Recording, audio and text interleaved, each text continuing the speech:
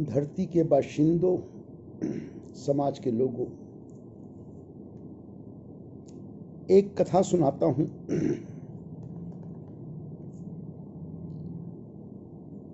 सूत्रों में कही गई ये कथा सत्य का मर्म है। उम्मीद करता हूं कि झूठे अहंकार से भरी हुई तुम्हारी आंखें जो निद्रा में हैं खुल जाएं। मान न करो अपने झूठे अभिमान का, पहचानो इस अहंकार को। सुला देता है ये अहंकार। तो कथा शुरू करता हूं कि तुम्हारी आंखें खुल सकें। एक राज्य में एक राजा राज्य करता था, बहुत ही परोपकारी। उसने कुछ कारिंदे अपने मंत्री और अधिकारी नियुक्त कर रखे थे। उनसे कहा था कि मेरी खुशहाल प्रजा, किसानों से, गरीबों से जब टैक्स लेने जाओ तो उनके खेतों को चिड़ियों की तरह चुनना और टैक्स ले आना। उसी से हमारा राजकाज का खर्चा चल जाया करेगा। कारिंदों ने शुरू कर दिया। राज्य खुशहाल होने लगा। प्रजा में खुशहाली थी, राजा भी खुश था। धीरे धीरे जैसे अक्सर होता है, राजकाज के इस प्रबंधन को चूहे कुतरने लगे। स्वार्थ के चूहे, हवस के, लोभ के, लालसाओं के। राजा के अपने बच्चे आवारा निकले, भयानक तौर से आवारा निकले। उन्हें कुछ करना धरना था नहीं, भोग विलासों में रहते। प्रजा आती, राजा ना मिलता, बच्चे मिलते, बच्चों की जय जयकार करती। बच्चे बड़े खुश हो जाते कि हमारी जय जयकार हो रही है। वो अपने आप को राजा से भी बड़ा समझने लगे। प्रजा उन्हें गिफ्ट देती, बच्चे गिफ्ट इकट्ठा कर लेते। तो लेवा देवी के इस सिलसिले में हुआ ये कि उन बच्चों को खुश करने के प्रोसेस में जो राजा के कारिंदे और अधिकारी थे वो भी भ्रष्ट हो गए। आपस में बड़ा ही मेल मिलाप हो गया। कारिंदे, अधिकारी, उनकी भी जय जयकार हो, राजा के बच्चों की भी जय जयकार हो। वो जय जयकार के भूखे इस अहंकार से ग्रस्त हो गए कि वो खुद राजा से भी बड़े हो गए हैं। तो धीमे धीमे उन कारिंदों ने क्या किया, जो टैक्स लेने चिड़िया जाती थी उनको निकाल के बाहर किया और हाथी और भेड़िए पाल लिए। अब हाथी जाते, प्रजा की जो फसल थी उसको रौंद के चले आते। भेड़िए जाते, वो प्रजा को डराते, तुम पे कृपा होगी, रहमत होगी, निकालो माल। इस प्रकार से वो व्यवस्था खराब होने लगी। नितांत क्या हुआ, राजा को ये सब महसूस तो हो रहा था, मालूम तो सब कुछ था, परंतु उसके अपने बच्चे बिगड़ चुके थे। उसे परिवार से भी सहयोग नहीं मिल रहा था और अधिकारी वर्ग में भी उसका कोई विश्वसनीय रहा नहीं था। ज्यादातर लोग विश्वासघाती होने लग गए थे। जो थोड़े बहुत बचे थे, तो एक मछली सारे तालाब को गंदा करती है, यहाँ बहुत सारी मछलियां गंदी थी, वो बाकी मछलियों को भी गंदा कर दिया। तो जो थोड़े बहुत बचे थे वो भी इस लपेटे में आ गए। राजकाज पे प्रभाव पड़ने लगा, राजा परेशान। तब राजा ने वार्निंग दी, अकेला घिरा हुआ क्या करता। उसने अपनी प्रजा पे भरोसा करके वार्निंग दी। एक बार नहीं, दो बार नहीं, 4 बार वार्निंग दी कि काश प्रजा में से उसके साथी मिल जाएं जो उसका साथ दें। तो प्रजा के ऊपर क्या था हालत वो भी बता देता हूं। इन अधिकारियों ने और रिश्तेदारों ने मिलकर के परमारथ के काम तो कर दिए बंद, जो प्रजा से टैक्स आता था उसके बदले में कुएं खुदते थे, धर्मशालाएं बनती थी, औषधालय जो बनते थे वो तो कर दिए बंद और शुरू कर दिया उत्सव। बड़े बड़े कलाकारों को बुलाना, गाना, नाचना, झूमना, शोर मचाना और अपने शौक मौज पूरे करने में वो पैसा खर्च करते। धीरे धीरे उन्होंने प्रजा को भी अभ्यस्त बना दिया कि झूमो, नाचो, गाओ, बाकी क्या लेना क्या देना। तो प्रजा भी शिकार हो गए बहुत लोग प्रजा के। प्रजा में भी दो स्तर थे, एक ऊपर के लोग थे, क्रीमी लेयर, जो थोड़ी अक्ल रखते थे, दिमाग रखते थे, जिनके हाथों में मोबाइल थे, जो फेसबुक के मेंबर थे और अपने आप को समाज के बड़े स्मार्ट लोग समझते थे। एक तो वो वर्ग था, वो बड़ी जल्दी प्रभावित हुआ नाच गानों से, क्योंकि वो कर्मयोग से दूर था। और उससे निचला वर्ग जो मजदूर था, किसान था, मेहनती था, वो बेचारा पिसने लगा। हाथी आते, भेड़िए आते, उनके खेत लूट के ले जाते, वो हाथ जोड़ के खड़ा हो जाते, कहते महाराज कृपा करो, रहमत करो, कृपा करो, रहमत करो। इतना ज़्यादा बोला गया, प्रायोजित तरीके से इतना ज़्यादा सिखाया गया कि सारी प्रजा भिखारी हो गई। कृपा करो, रहमत करो, डर गई प्रजा। राजा कहता था कि तुम अपने स्वामी हो, मगर अब प्रजा डर रही थी। राजा ने संदेश दिया, अनेक बार संदेश दिए। एक बार उसने प्रजा के सामने कहा, सांचे का कोई गाहक नहीं, झूठे जगत पति से जी। स्पष्ट कहा कि मेरे सत्य और मेरे परमार्थ और मेरी मानवता की बातों का कोई गाहक नहीं है।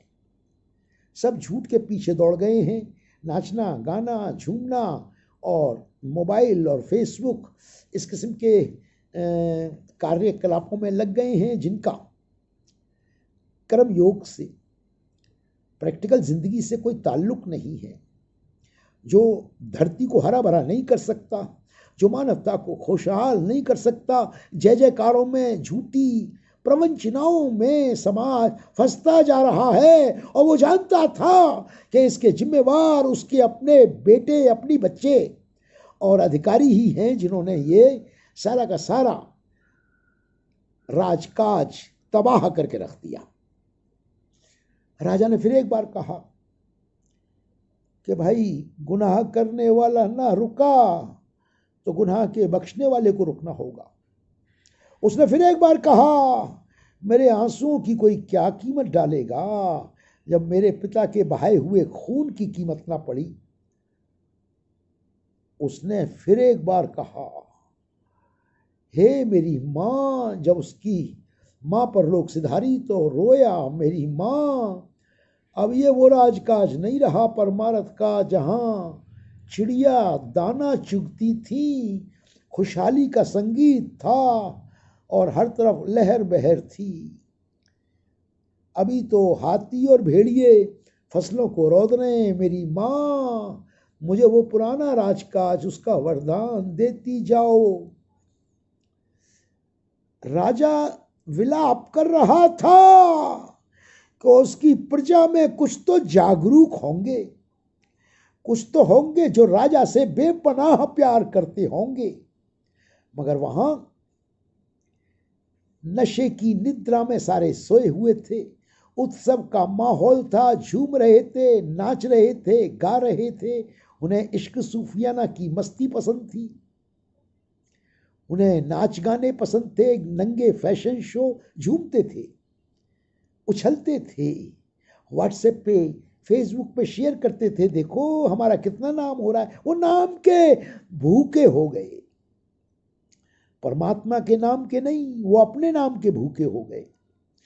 इस तरह वो सारा समाज पथ भ्रष्ट हुआ। ये कथा एक बार खुद बाबा जी ने सुनाई थी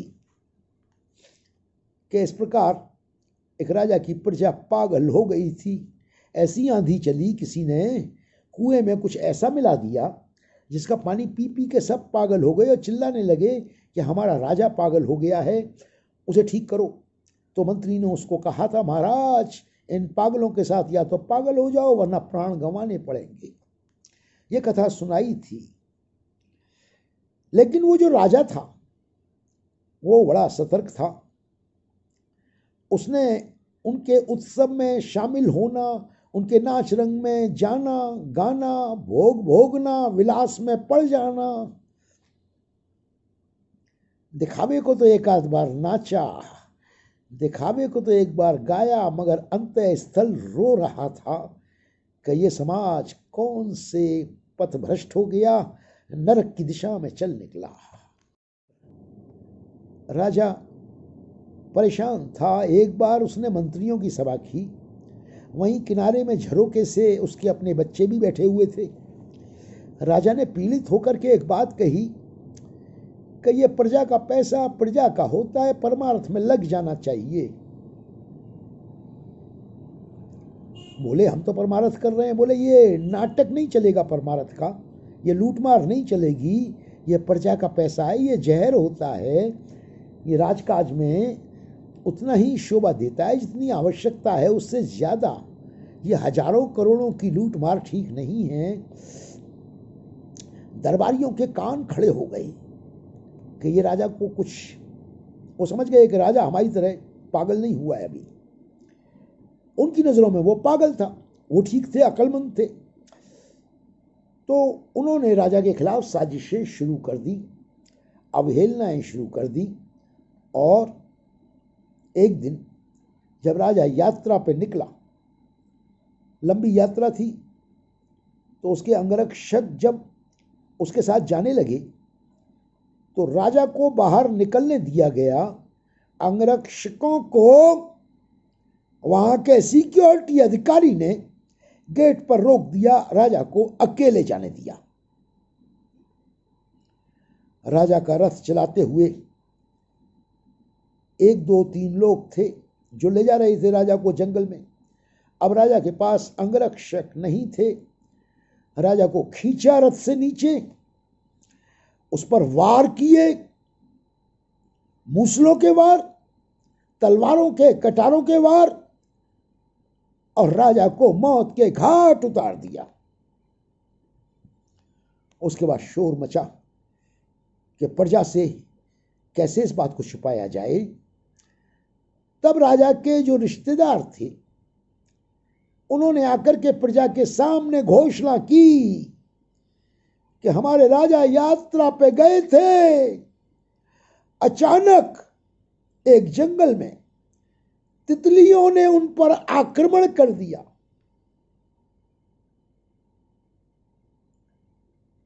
वो प्रजा को बोले कि बड़े दुख की बात है कि हमारे परमार्थी परोपकारी राजा पर रंग बिरंगी तितलियों ने आक्रमण कर दिया और राजा हमारे घायल होकर जख्मी हुए और मृत्यु को प्राप्त हुए। ऐसा उन्होंने अपनी प्रजा को बताया। राजा के शरीर को ढका, उसके जख्म किसी को देखने ना दिए, असलियत सामने ना आने दी, और राजा का दाह संस्कार कर दिया। तभी पीछे से कुछ अधिकारी आए, बोले देखो देखो, दूर से दिखाया एक कागज, देखो। उस कागज पे लिखा था, साचे का कोई गाहक नहीं, झूठे जगत पति से जी। मगर उन्होंने अनपढ़ जनता को बताया, इस पर ये जो लिखा है इसे देखो। वो झरोके से दिखा रहे थे, कोई देख नहीं पा रहा था, मगर वो बता रहे थे इस पर लिखा है कि राजा ने अपने परिवार में ही एक को राजा बना दिया है, वो बहुत शक्तियों का मालिक है और वो प्रजा का कल्याण करेगा। और प्रजा को कहा, आओ झूमो नाचो गाओ, आओ झूमो नाचो गाओ। और वो सोई हुई प्रजा झूमने लगी, नाचने लगी, गाने लगी, और तत्क्षण अपने महाराजा को भूल गई। किसी की आंखों से 2 बूंद आंसू निकले। उत्सव में जो नाच गाने हो रहे थे उसकी झंकार ने उन आंसुओं को सुखा दिया। किसी के दिल से आह निकली, संगीत का इतना शोर मचा कि वो आह दब के रह गई, और इस तरह वो प्रजा फिर लुटने को तैयार हो गई। परमार्थी और परोपकारी राजा उनके बीच में से जा चुका था। साथियों,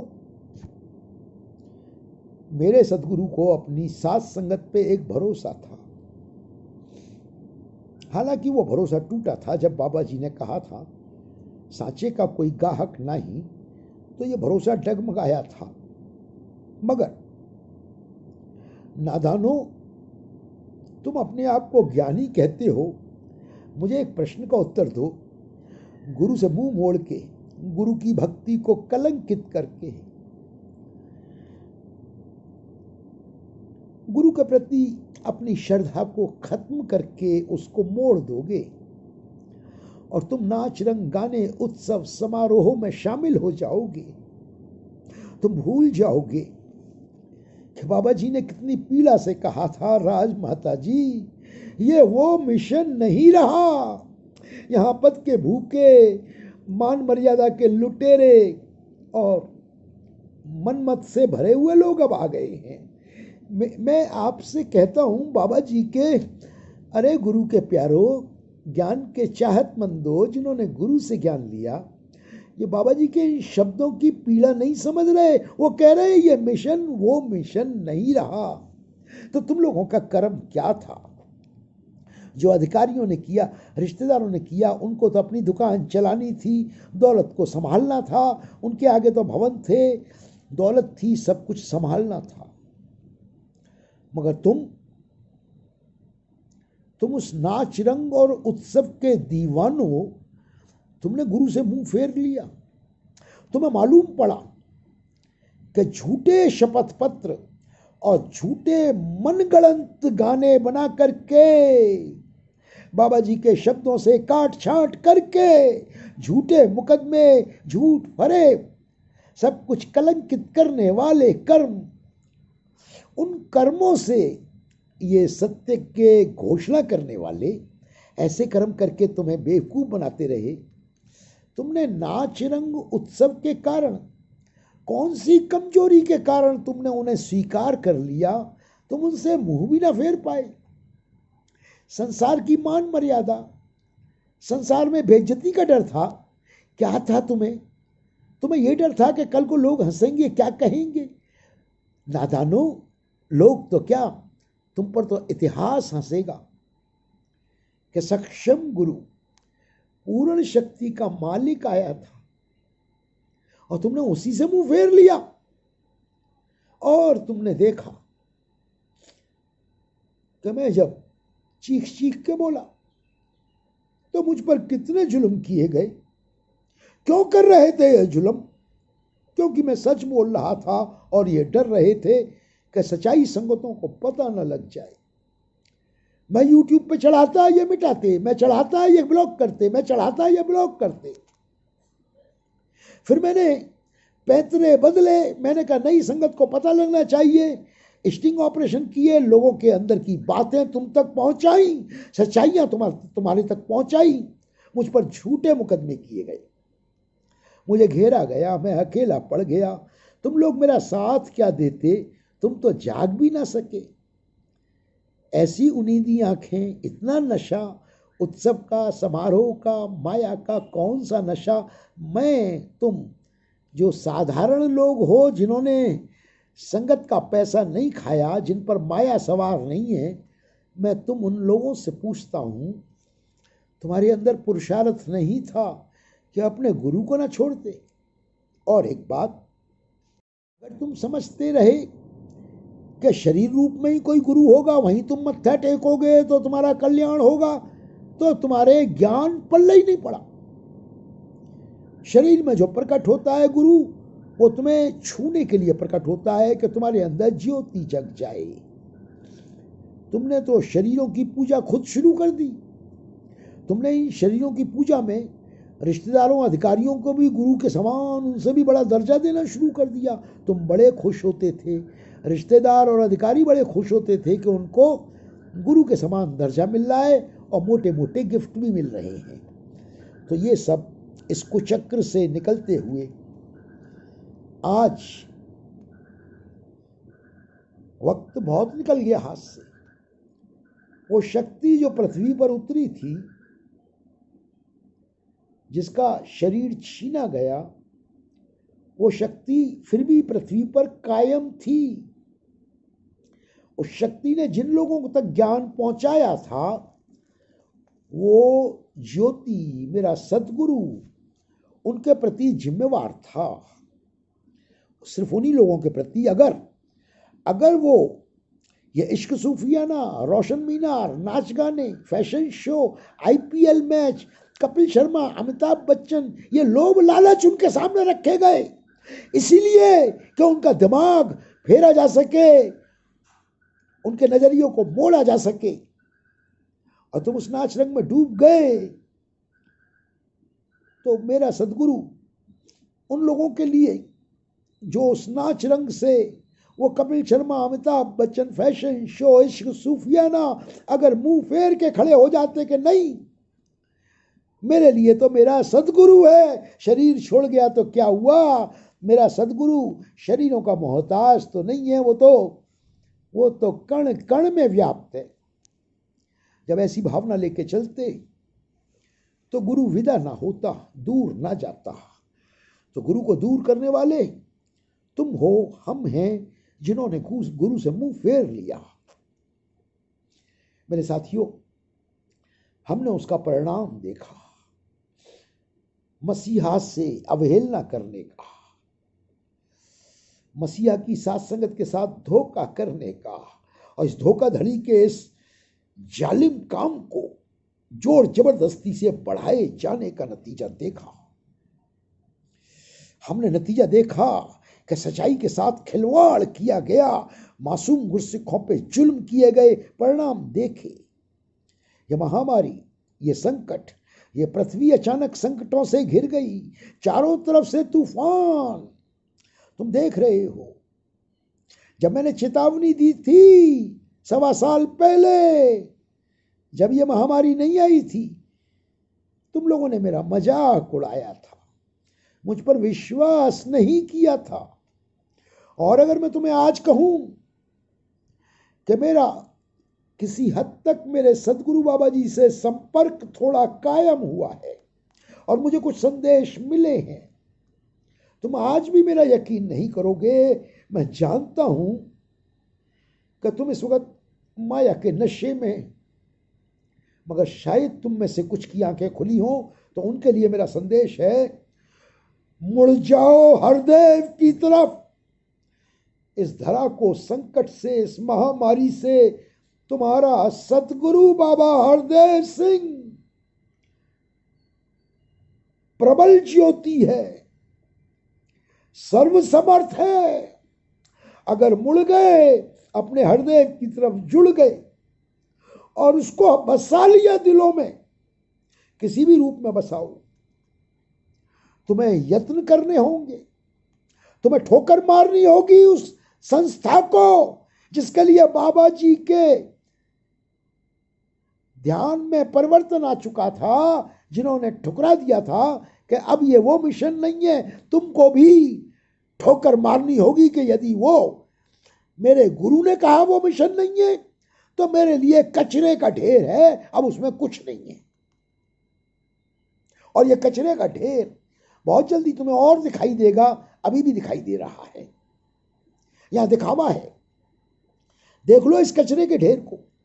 यह संस्था 5000 रोटियां भेजती है, 10,000 बड़े बड़े पोस्टर भेज देती है, भूखों को चिढ़ाने के लिए, भूखों को जलील करने के लिए, शर्मिंदा करने के लिए कि ये बड़े बड़े पोस्टर देख, ये तेरी भूख के लिए रोटियां भेजी हैं। मैंने एक शेर कहा था, खुददार इस शहर में फाके से मर गया, खुददार तेरे शहर में फाके से मर गया, रोटी तो भेजी थी मगर फोटो से डर गया।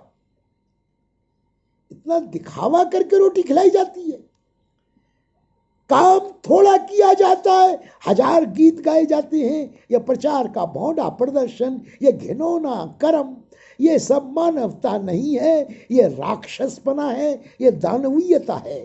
तारीफ कराना और खुश होना, झूमना, और फिर पर्चियां कटवाने के लिए एजेंट भेजना, काटो पर्चियां, माल इकट्ठा करना।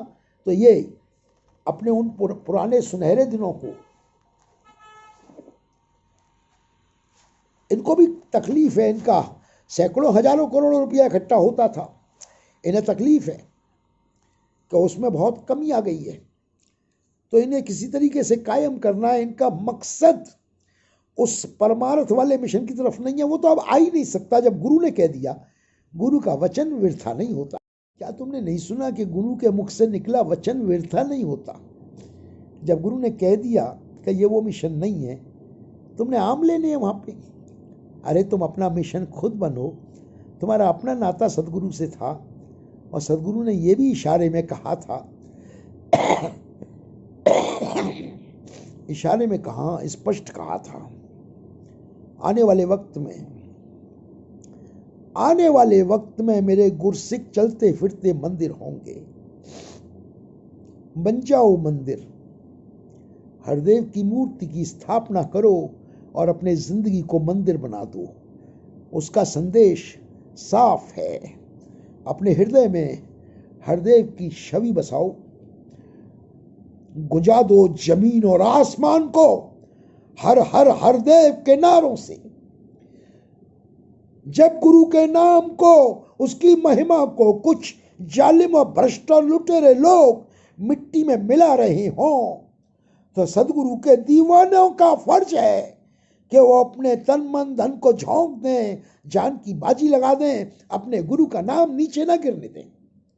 तो हमें समाज में प्रतिष्ठित करना है हरदेव को। और अगर ये दीवानापन, ये जुनून तुम्हारा बढ़ के बोला, चढ़ के बोला, तो सदगुरु बड़ा दयालु है। अगर तुम एकजुट हो गए, तुम्हारी प्रार्थनाएं सघन हो गई, तुमने पुकारना शुरू कर दिया हरदेव को, वो कहीं दूर जाएगा नहीं। याद रखना, मेरा हरदेव दिखावे वाले, बनावटी, भोगी, विलासी लोगों के बीच दोबारा मुड़ के नहीं आएगा। लेकिन अगर उसका एक मामूली सा गुरसिख भी आवाज देगा, मेरे हरदेव, मेरा तेरे सिवाय कोई सहारा नहीं।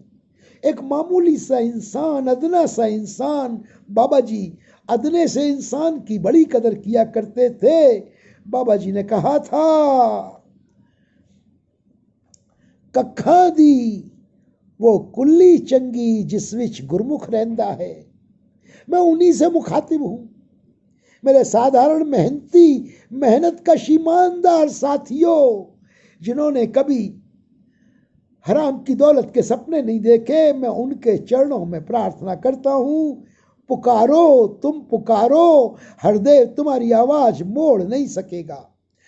निष्कपट, मासूम और सच्चे दिल की आवाज को हरदेव भी नहीं मोड़ेगा। तो अब मेरे गुरसिखों, अधिकारियों का, रिश्तेदारों का तमाशा बहुत हो चुका।